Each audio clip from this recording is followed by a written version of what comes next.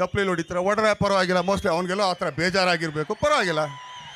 ಯಾಕೆ ಹೂವು ಹಾಕ್ಸ್ಕೋಬೇಕಾದ್ರೆ ಅಷ್ಟೇ ಪ್ರೌಡಾಗಿ ಹಿಂಗೆ ಅನ್ಕೊಂಡು ಹಾಕ್ಸ್ಕೊಳ್ಳಲ್ವಾ? ಅದು ಕೂಡ ಪ್ರೌಡಾಗಿ ಎತ್ಕೊಳ್ಳೋಣ, ತಪ್ಪೇನಿಲ್ಲ.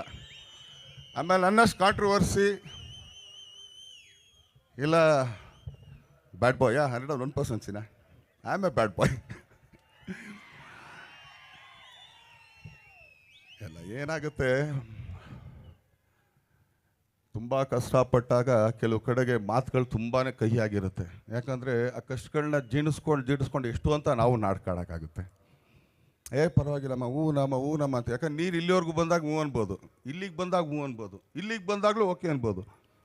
ಇಲ್ಲಿಗೆ ಬಂದಾಗ 3 ಸಲ ಎದ್ದೇಳ್ತೀವಿ ಗೊತ್ತಾ, 3ನೇ ಸಲಿಗೆ ಹಂಗೆ ನಂಬಿಟ್ಟು ಓದಿದ್ದೀವಿ ಗೊತ್ತಾ, ಅದೇ ಕೋಪ ಅಷ್ಟೇ. ಯಾಕಂದ್ರೆ ನಾನು ಬದುಕಬೇಕಲ್ಲ. ಅದು ಎಷ್ಟೊಂದು ಆಗ್ಬೋದು, ಫ್ಯಾಮಿಲಿ ಪ್ರಾಬ್ಲಮ್ಸ್ ಇರ್ಬೋದು, ಇನ್ನೊಂದು ಮತ್ತೊಂದು. ಬಟ್ ನಾನು ಇವತ್ತಿಗೂ ಹೇಳ್ತೀನಿ, ನಾನೆಲ್ಲ ಬದಿಗಿಡ್ತೀನಿ.